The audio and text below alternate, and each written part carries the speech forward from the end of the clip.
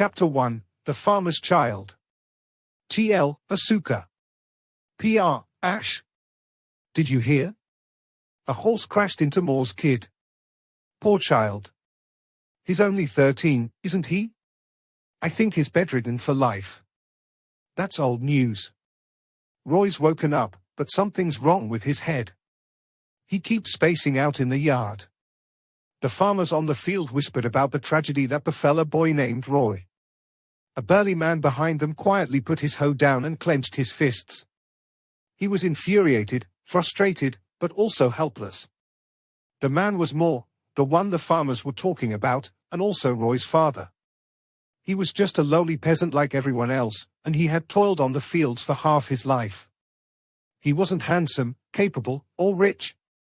Nobody had wanted to marry him until his wife had come along and done so despite his flaws. He was 23 then. The couple had a child when they were 25. In their time and age, most people were already parents when they were 16. Having a child at 25 meant they were behind their peers. They cared about Roy tremendously, and worried he might get hurt. Because of that, he seldom worked in the fields. Roy was a quiet one. He listened to his parents, kept to himself, and always had a sheepish smile on his face. He was a stark contrast to the wild children who stampeded the village every chance they could. Roy's a good child. Such a pity. The thought of Roy's condition tore into Moore's wound further.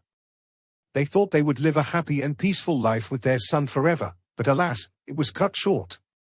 For days ago, a woman blazed through the village on horseback, and Roy was in her way. The horse only grazed him, but that single graze took him out. The village's unskilled herbalist failed to find out what was wrong with Roy, and he thought the boy was done for. The next day though, as if by miracle, Roy woke up. However, he was a changed boy. His eyes were dead, and he was quiet, not answering when spoken to.